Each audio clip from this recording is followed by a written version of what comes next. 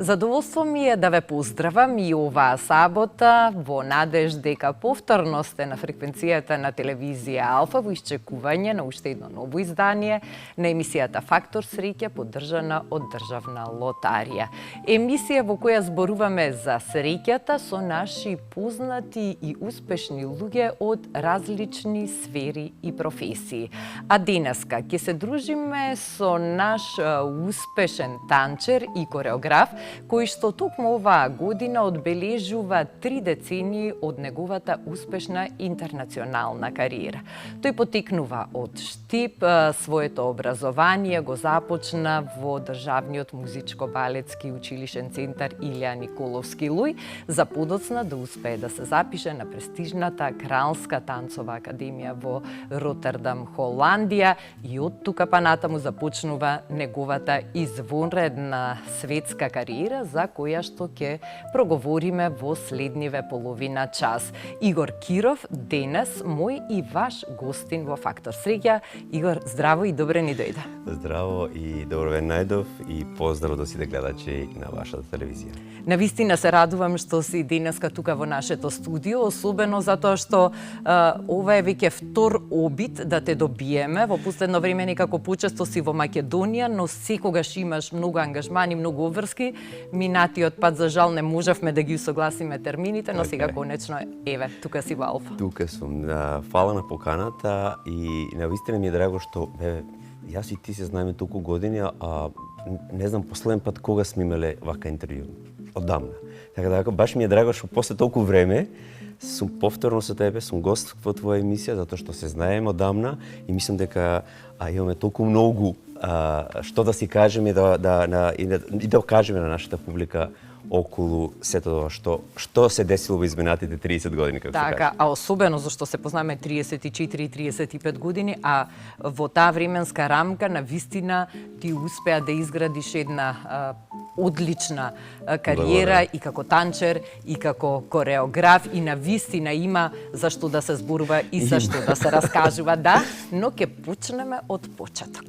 Ќе почнеме од периодот на детството, така е, и периодот кога ти всушност посака да бидеш танчер. Да. Период кога немаше многу машки на танцовата сцена. Па и денеска ги нема. Особено кога е во прашање современиот танц. Да. Точно, се започна многу давно, значи во почетокот на 90-тите години, крајот на 80-те, почетокот на 90-тите години во Пионерскиот дом во Штип, тогашен Пионерски дом кој што сега веќе не постои, па преку балетската секција која што постоеше во тоа време, тука беа тие државни надпревари, сите домови на култура или Пионерски дом праќа своји балетски секции во Куманово, се дешаваше Макденс.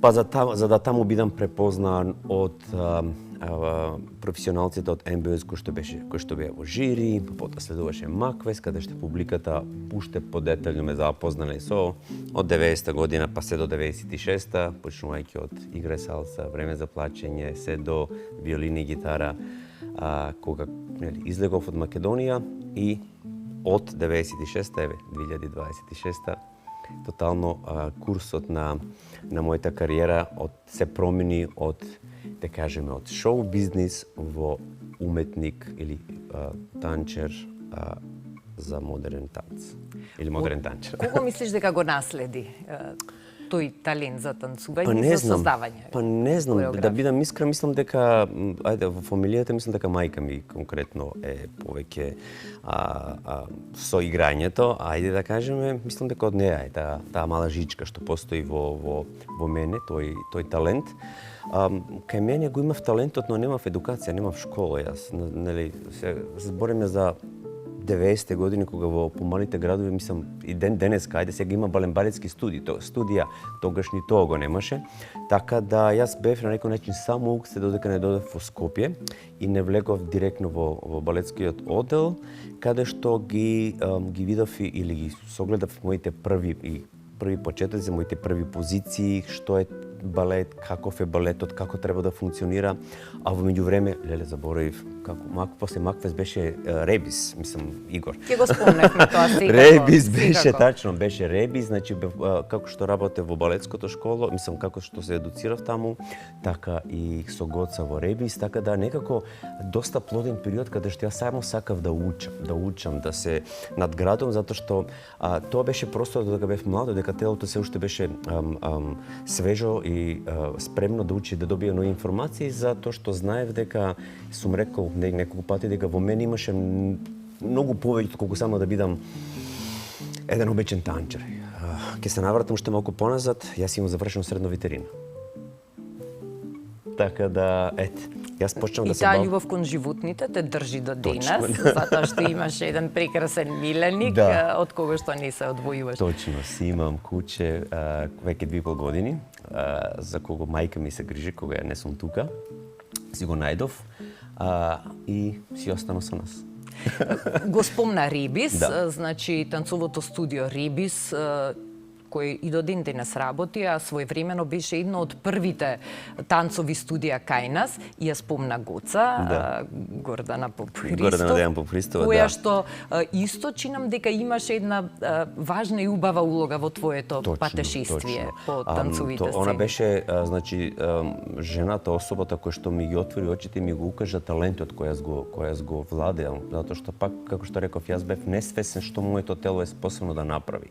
Само требаше добри професори, учители да ме насочат на прав начин да го откријам тоа што јас го имам во мене и да тргнам на правиот пат. Мислам, освен Гордана Дејан, тука исто можам да спомнам Ирена Лозинска, кој што ми исто ме посветуваше време, во тоа време ме ставија во класата на Антон Баталаков, тоа беше само машки во нашата во тој клас, така да некако во Ребис бевме константно по телевизија, по снимање, по настапи, така да некако ми беше еден доста плоден период во тие 2 години додека бев, 2,5 години додека бев во Скопје, за да конечно соберам сили и испратам видеокасета во Ротердам и да бидам примен од 450 студенти кои што аплицира, нас 35 не избраа. Јас бев единствениот преку касета, затоа што пак збориме за 95-та беше, тоа пред 95-та. 96-та ни немавме ни амбасада во Македонија. Значи, јас морав да аплицирам кога ме прими на академија во Белград. Тогаш тие бурни времиња германската амбасада ги обслужуваше и Холандија и Аустрија и нивните, но само за туристички визи, а за подолги визи морав таму. Па ми каснеше визата, па Министерство за култура со нашиот амбасадор во Холандија да се убрза виза зашто школото почна, се уште нема виза. Така натаму и така натаму, така да успеав некако. И при тоа е време кога го немавме интернетот како алатка, значи не стасува информациите толку брзо што се случува, што треба да направиш, како да реагираш, што значи било многу покомплицирано. Се беше комплицирано. Еве сега на пример, на некој начин ти можеш и самиот да се едуцираш. Имаш интернет, ќе видиш што значат вежбите, на кој начин се прават тие вежби. Во тоа време немаше ништо. Значи се беше ако некој не ти покаже или не те насочи, ти немаше појма како тоа изгледа. Така да во едни многу потешки времења од сега успеав да се пробијам и да стигнам до академијата каде што завршив, за кој што и ден денеска ми е драго затоа што се уште една од најдобрите академии во Европа што се однесува за модерен танц.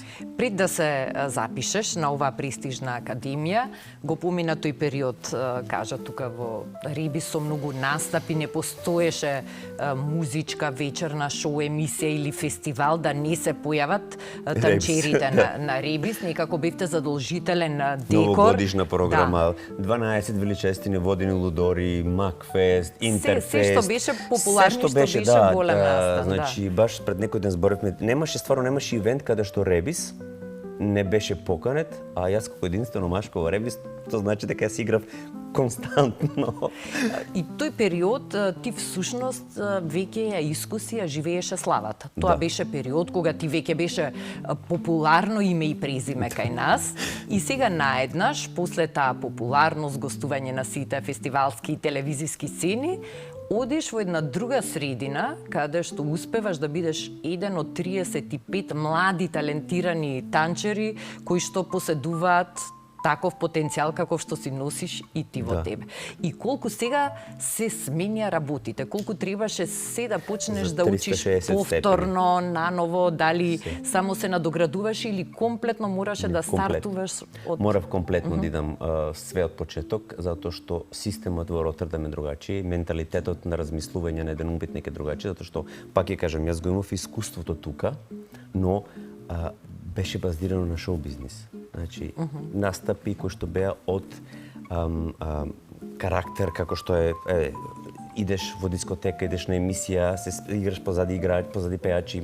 Значи, се дешава и уметнички дел кој што Гордан ги правиш, но генерално сите знаеме, тоа беше повеќе за обслужување на песни, на пејачи позади и така натаму. Така да тука беше морав да направам еден целосен мајндсет во мојата глава и да сватам дека јас сум еден од многуте таму и дека тоа што сум бил супер, но за да продолжам понатаму и да напредувам, јас морам да заборавам на тоа кој сум бил и да почнам од нула и да изградам еден нов Игор, еден нов карактер, еден нов танчер кој што нормално со сите мои потенцијали кои јас ги имав и тоа што ги имав сработено, тоа ми беше плюс, но морав да направам, како што реков, едно тотално мајндсет од почеток и да сватам каде ми е местото и колку можам јас со моето тело, мојата техника да успеам на таа сцена во тоа школо, за да ние бевме 35 во прва година, во втора година останавме само 20. Затоа што се друго што не тоа се многу ригорозни академии кои што доколку не покажеш интерес кој што не е доволно добар за таа академија, едноставно после прва година ти викаат ти благодарам, довидување и тоа е тоа. Така да ми останавме 20, за да кога ќе видим и ден денеска од тие 20 мои колеги, многу малку од нас останавме кои што се бавиме и ден денеска после 30 години со оваа професија. Значи таа желба во мене да бидам тоа што сум денеска или тоа што успеав да бидам танчер, педагог, па кореограф, па директор, се заедно, иако почнав касно, стварно касно, почнав на 18 години да знам што јас можам со моето тело да направам. Желбата во мене, макотрпната работа, посветеноста ме направи да никогаш не се откажам од тоа што го имам зацртано во себе. Да не кажам и дека и финансиски проблеми се постоја на почетокот. Министерство не даваше пари колку ден денеска, мораше да најдеш спонзори, холандска амбасада не даваше виза доколку не ставиш пари на рачун дека ги имаш толку за да живееш таму, да не бидеш ни. Сега да не влегувам во тие детали, сепак многу кога стасав на академија немав право за работа, не беше дозволено кога станеш да работиш за да барем нешто ставиш на страна и да. Така да во тоа време сепак збориме за големи финансии. Така да успеав, А беше ли тешко? Сега, не зборувам за сите овие нешта кои што ги спомена и кои што биле реални фактори со кои што си морал да се соочиш и да ги надминеш, туку во делот на тренинзите, на вежбањето, на танцувањето. Мене играњето никош не ми е тешко. Значи, кога си ја сакаш својата работа, како може да ви е тешко? Никогаш. Јас сум 50 години сега, 30 години работам, ја и ден денеска ја имам истата љубов према својата професија од самиот старт. Да можам да играм, денеска би играл. Мислам, можам, не дека не, но сакам да кажам дека љубовта за танцот секојаш постоела во мене, никош, не искам да бидам, значи, сум работел од сабајле до вечер. И немам проблем затоа што, знаеш, кога работиш, кога сакаш нешто, кога ти исполнува нешто, ја не знам како на некој може да му биде тешко, да му биде тешка работата, која ја сака. А многу малку луѓе си ја сакаат својата работа. Или многу малку луѓе имаат среќа да работата што ја сакаат. Тоа е тој фактор среќа. Така. Стасавме и до него и еве пред да си ја пробаме среќата и пред да ја тестираме твојата среќа со грипките на Државна лотарија Урбан Стил, да кажеме дека по завршувањето на Академијата во Ротердам ти и магистрираше во Белград, значи продолжи таа твоја желба и амбиција и глад за усовршување на вистина да ги кога завршив со Академија играв 18 сезони. Значи магистратурата не ми беше важна во тоа време, затоа што сакав да играм. Јас завршив да бидам танч, сакав да бидам на сцена, сакав таа сцена да ме исполнува, да ја исполнувам, да играм во повеќе компании, да работам со повеќе кореографии, да менјам држави. Така се надградував, така стигна до тоа што сум сега. За да кога бев директор, таму негде при крајот на мојот мандат, едноставно имав потреба да имав добра представа направено 2 години траеше магистратурата, да 2021, таман кога фати короната, ми заврши мандатот, има доволно време да седнам, ги поминав испитите, да седнам, да ја напишам тезата и за 12 април, 12, значи сега, 12 април 21 магистрирав на Институтот за уметничка игра во Белград, за аудиовизуална уметност, одел кореографија, така да го комплетирам тој дел, затоа што си имам диплома за играч, сега си имам диплома за кореографија, но, пак ќе кажам, доколку имагинацијата за кореографија и желбата да бидеш кореограф, да бидеш танчер се тука, некогаш тие школи се само одскочна даска за ти да го комплетираш тоа. Ајде сега, Ајде. малце да гребеме, па ќе позборуваме за тоа колку сметаш дека факторот среќа ти помогна и покрај целиот твој труд, талент, желба, кои биле среќните факторите, можеш да размислуваш што ти помогнале да се наредат работите така како што се наредиле, а во меѓувреме можеш да ми одговориш дали играш игри на среќа, дали кај вас дома се мислам дека мајка ми игра, сигурен сум. Јас мислам дека пред 2 години бев гостин во една емисија која што исто беше поддржана од Лотарија на Македонија, така? Да, или државна лотарија. Сега, у наше време се викаше Лотарија на Македонија. Јас сум иначе левак, али сега гребам со десна. Тоа ми е се нешто наопако на мене. Овие полиња со Урбан 1, Урбан 2, тоа е ознака за една од главните награди, електричен скутер. Треба да имаме 3 идентични полиња. Со ист износ, за да бидат добитна. Еве Урбан 1 по втор пат и 10. Немам јас среќа, си знам, немам јас среќа за џабе што гребам. И претходни пат исто ми се немаше ништо, значи тоа е тоа. Мислам дека да гребев со лево можеби ќе имам среќа, но со десна рака немам некако, се ми е на мене кај лево, се ми е лево кај мене. Слушај, секако државна лотарија подготви за тебе тука едно комплетче, па ќе можеш да си продолжиш после емисија или дома за гребење и можеби ќе се израдуваш и на некоја добивка. Ајде сега да позборуваме за сите ти интернационални танцови сцени. Ти во изминативе години имаше можност како танчер да соработуваш со повеќе европски танцови компании, но и како кореограф да работиш за национални балетски куќи и исто така за танцови компании. И можеш ли да се сетиш на сите тие соработки, на сите тие земји патувања? Па има доста, како мислам, течеше целиот тој процес? Играв 18 сезони, променив 10 компании, работав се повеќе од 40 кореографии во мојата кариера.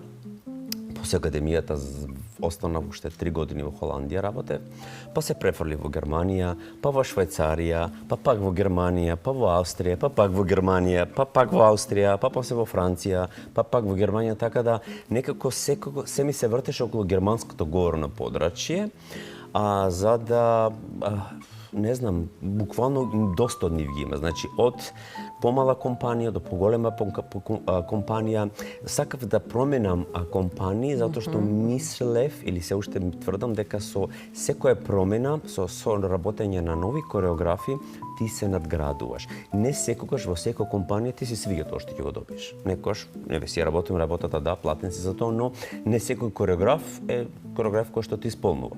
Така да некош од самиот старт видиш во кој правец се движи репертоарот на таа компанија, останеш сезона, така остане сезона, после тоа фала лепо довиѓења и толку е. Како машко секогаш имаш повеќе предност за да најдеш работа. Зборам за 90-тите, 2000-тите. Сега веќе конкуренцијата е многу поголема, многу повеќе луѓе се бават со танц. Доста гостувања, доста турнеи, па можам да кажам дека единствено со компаниите единствено место кое што не сум го посетил е Австралија и Нов Зеланд.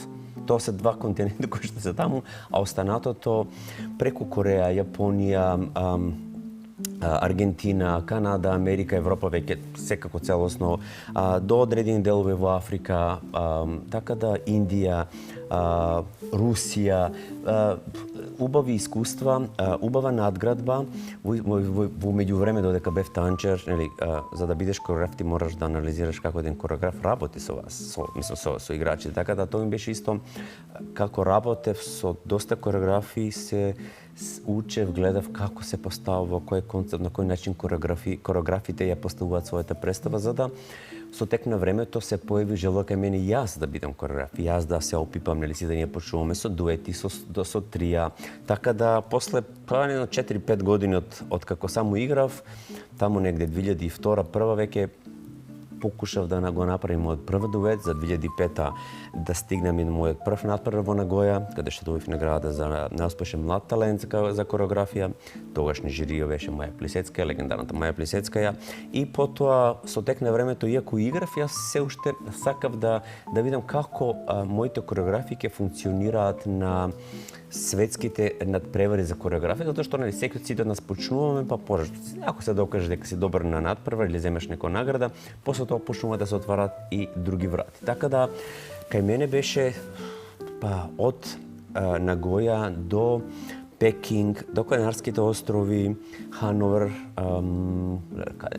Белград, значи секој може надпревар кој што во тоа време постоеше за кореографија, јас успеав да си земам дали прва, втора или трета награда, што за мене многу ми значеше, или награда од публиката, за да сознам дека супер е да бидеш танчер и тоа ми исполнуваше, но знам дека нели ние како танчери си имаме одредена временска линија каде што знам дека после 40 години тоа е тоа.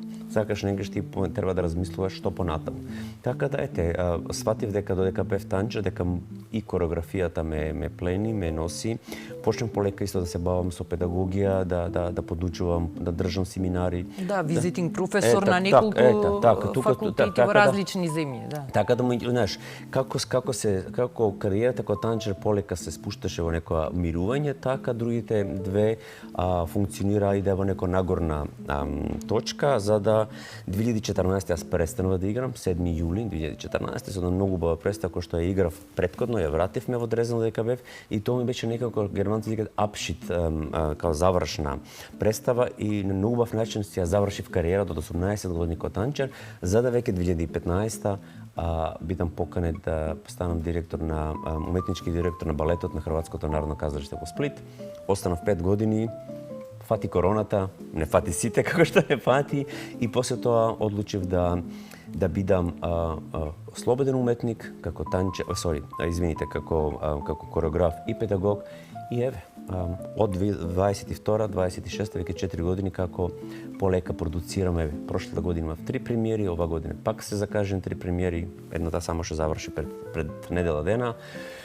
Се работи. Динамиката воопшто не е различна, може би е дури и позасилена и понагласена од колку. Знаеш, кога си кореограф уште потешко, затоа што кога си танчер гледаш, ти покажуваат, го направиш, го правиш и идеш. Но кога кореограф ти, ако работиш со ансамбл од 30-40 играчи, ти мораш на секој да му обратиш пажња. Ти мораш тај покрет да го покажеш уште не знам колку пати. И како што годините го прават своето, нели не сум веќе толку млад, а телото почнува да покажува дека, знаеш, треба да знам доза колку пати јас можам да покажам и што можам да покажувам со моите кореографии. Потешко е да се биде кореограф, зашто размислуваш и за танчери, и за костими, и за сценографија, и за музика, и за оркестар, кој се оркестар, така да е еден добар концепт како да го склопиш сето заедно, кога си танчиш, доаѓаш во студио, кореографот ти ги дава деталите, ги ставаш деталите, го правиш тоа, завршуваш и тоа е. А тешко ли е да се биде директор на една таква институција за човек што е креативен и што работи и како танчер и како кореограф? Тоа беше голема чест и голема доверба да ја носиш функцијата уметнички директор на балетот на Хрватско народно кazalište во Сплит, и еден, чинам дека многу убав период од твојот живот. Точно. Не, напротив, ни тоа не ми беше проблематично, затоа што јас сум германска школа, јас сум западна школа, каде што 2:24. И кога 2:24 и кога си организиран, што конкретно сакаш, во кој правец се движи компанијата, со мене имав две асистентки кои што административно го водеа балетот. Јас бев задолжен само за играчите, за репертоарот, за меѓународни гостувања, за тие ствари. Така да тоа ми беше важно да светот дознае дека ХНК Сплит постои, дека ние имаме балет, дека има компанија која што функционира и успеав. Едноставно успеав за тие 5 години да го ставам сплитскиот балет на едно добро европско ниво, нели? Сепак со своите услови со кои што располага ХНК Сплит, луѓето дознаат дека во Сплит постои една европска компанија која што има добар репертоар, која што има доста гостувања, не успеавме од Сеул преку Минхен до Братислава, целиот Балкан го пројдовме, Латвија, Виена, значи имавме доста гостување, затоа што се сите тие мои врски, сите тие луѓе кои што јас ги знам додека игра, додека работев како танчар, сите мои гостувања фестивали ги знаев и плюс имавме добар репертоар за да успееме и публиката да ја вратиме во Сплит. Јас кога дојдов за директор имавме 33% продаја на карти. Се до последната година каде што имаме 77. Така да тоа покажува само за себе. Од 29 представи во првата сезона, која наследив, до 55 во последната сезона. Сепак нема да забораваме дека Сплит не е велеград, Сплит е едно мало место со 150.000 луѓе кои што има свој театар и публиката сака го почитува тој балет или тој театар како театар сам со себе. Така да навистина не ми беше ништо тешко затоа што кога си организиран, кога си ја сакаш својата работа, нормално секој ще налетуваш на препреки, но сите тие препреки може да се решат на убав начин, на добар начин за да за добробит на таа институција, на тие играчи, на тоа што го водиш спред себе или таа визија што има за нив, за да може да добијат плюс од тоа што јас сум во тој момент директор. Так. После 30 години и на штипската публика и подари повторно еден убав танцов настан. Какво е чувството после толку години успешна работа во повеќе развиени земји кои што нудат идеални услови за современиот танц, да дојдеш од таму од каде што си почнал и да оставиш парче од себе, од својата душа и од целото собрано знаење низ годините? Знаеш како се домашната публика или таа публика што ме знае од мали нозе, најдобро те знае и најмногу те цени и те почитува, така да нема нас 100 од Штип. Јас сум. Така да ми беше драго. Уствари 21-а, уште беше мислам короната, успеавме во театро да направиме една кореодрама, едип коментари со 5 глумци од театрот и јас ја правев кореографијата, Драгана Милошевска режијата. Една представа која што беше за мене добар предизвик, но и за глумците. Представа која што и на фестивалите кај што бевме успешно пројде благодарејќи на таа соработка со Штипскиот театар. 21 ја се добив наградата на Војничен Неденски за најдобра кореографија, а лани летото заедно со мојот подмлад колега успеавме да и донесеме на штипската публика една права танцова представа која што премиерата ја биде во Штип. И после тоа имавме колку, пошто 3-4 представи, каде што сите представи беа распродадени, затоа што свативме дека штипската публика сака и е желна да види нешто што, јас како штипјанец и го после толку време со задоволство, мада пак ќе се вратам назад, јас 20 кога бев директор и бевме на гостувања. Тоа беше 2017 или 2016, не знам точно, имавме македонска турнеја со ХНК, беше Битола, Скопје и Штип, а домата културата беше препун.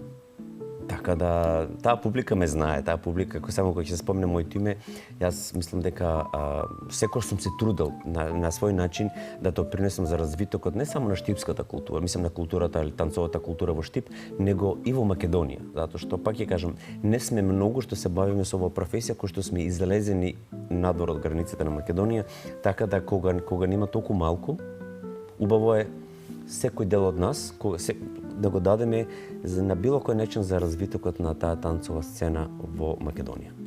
Танцовата сцена во Македонија полека се развива и полека од година во година поприма некоја друга форма, се отвара и има што повеќе млади луѓе кои што сакаат да бидат дел од таа танцова сцена, многу поразлично од пред 30 години, кога нели беа твоите почетоци, и еве имаш можност да бидеш периодов тука, да присуствуваш на настани, на танцфест, на разни други моменти, кога не само нашите танчери, туку имаме можност да гледаме и гости кои што доаѓаат, и танцови трупи, и се дел од таа танцова магија.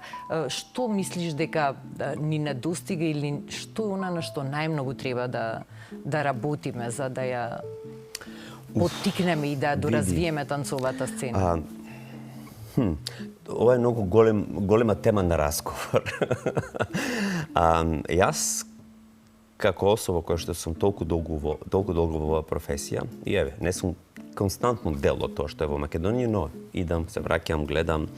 На погрешно место се распределуваат финансиите за правење на танцова сцена. Пример, ќе се вратам на една ствар. Представата, ајде, јас со 30 годишно искуство, не можам јас со 30 годишно искуство од Министерството да ми дадат 4000 евра да направам представа. It just doesn't work. Што ако не ги знаев ја луѓето, и што ако мојте име и презиме не продаваше тоа што требаше да го продава? Како јас ќе успеам да направам представа со 4000 евра? Тоа е mission impossible. Значи, многу погрешен систем во Министерството за туризам имаат како да се одржи, направи и прогора напред една танцова сцена во Македонија. Се даваат пари на танцови студија кои што немаат благе везе со уметноста.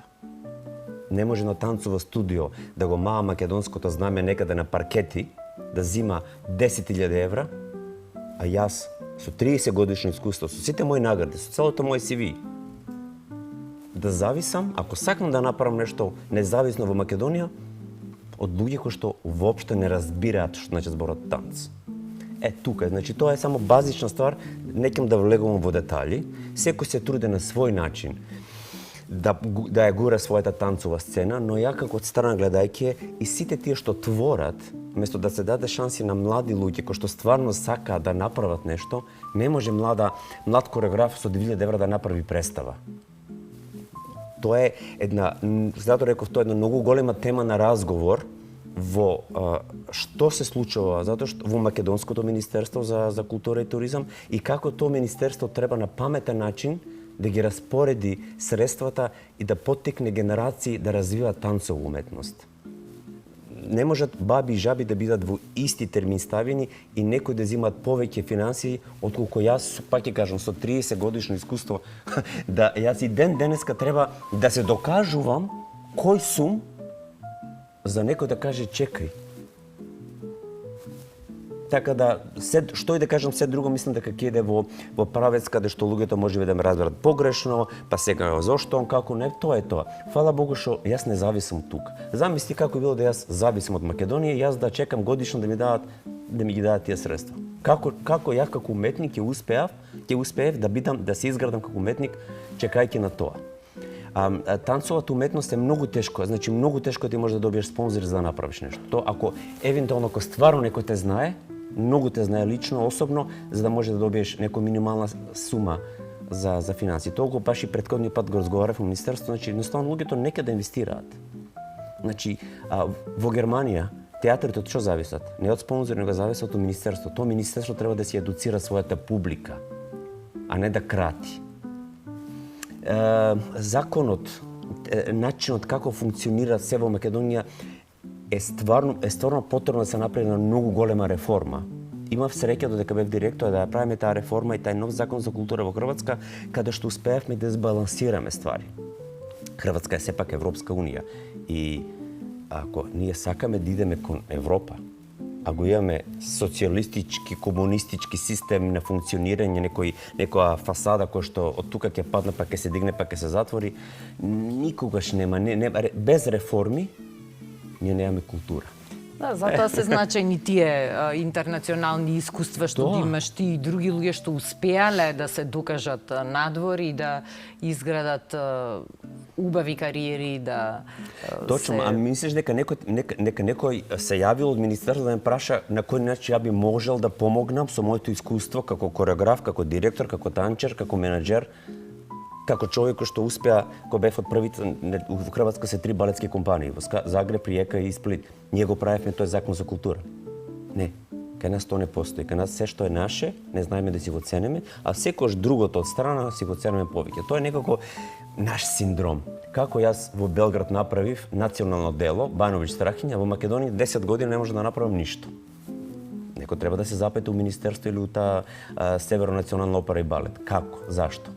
Како јас сега, кога ќе завршам со емисијата, од другиот понеделник ќе почнам представа во Белград, кој што ќе биде поддржан од Министерство за култура на Србија и на Црна Гора. Како ја бев директор во Хрватска, а во Македонија 10 години не може да направам ништо. И кога ќе направам нешто, како што реков, ми ги кратеат парите да ја се борам дали да платам танчери, дали да најдам костими, простор каде ќе вежбат или да се молам да ми некој даде театарска сцена да ја изведам представата. На таков начин култура не се прави во Македонија, за жал. За жал треба да многу Тоа промени, е тоа, но пак ќе кажам, независимо од оваа земја, не ми доколку некој сака, има интерес, секој што му расположен, тоа го правам 30 години. Стварот е тоа што јас творам, креирам, да сум жив и здрав и ќе продолжам и понатаму да ја представам Македонија каде да сум. Луѓето се менјат на позиции, но јас како уметник не се менјам. Јас ќе продолжам, пак што да реков, само здравие да творам. Се вратив пред недела дена од Русија, представав Македонија таму. Ја не отидов со хрватскиот пасош или со германскиот, отидов како македонец. Претходно бев пак во Русија, бев во Германија. Значи, тоа е тоа. Значи, треба да знаеме, да си го ценеме тоа што го имаме. Ние со генерации не знаеме да си ценеме нашето. Другите не ценат секогаш, а дома иста прича со години постои. Да, но за жал тоа е путешко надвор да се успее, Точно, каде што конкуренцијата е многу поголема и треба многу повеќе труд и многу повеќе работа, а ти тоа навистина успеа да го направиш и си еден прекрасен пример и поттик воедно за младите што се занимаваат со танц и со современ танц и со кореографија, дека и покрај тоа што далеку од идеални се условите кај нас, сепак тоа не треба да ги обесхрабрува, тој што носи потенцијал, тој што е трудолюбив и тој што има амбиција и желба, сигурно дека може да си го најде своето место само ќе се наврзам. Од средното балетско училиште, многу ми е драго, мора да споделам ова вест. После 30 години, откако јас завршив мојата академија, примија македонец повторно таму. Лука Ѓорѓиевски, значи кој што играше во мојата персонална представа, ајде, детето од пробишти, извареден талент, кој што многу ми е драго дека после 30 години некој кој што стварно сака, кој што има потенцијал, ќе успее да ја продолжи својата кариера надвор од Македонија, да ја заврши академијата и да е жив и здрав. Јас се надам дека ќе има уште поголема кариера од мојата и дека сите ние ќе бидеме горди на тоа што тој ќе го направи. Не само тој, го имаме и Марко во Америка, ја ме Стефа во Русија, го имаме Бојан во Германија. Пак тоа што реков, нема многу. И место тие што нема многу, да се сплотиме заеднички, да најде државата начин како да научи барем нешто со не било кој совет да ние помогнеме да се развие таа танцова уметност во Македонија. Не едните исти луѓе да ги гледаме на ист начин како се повторуваат и повторуваат. Животот е прекраток, кариерата е уште пократка.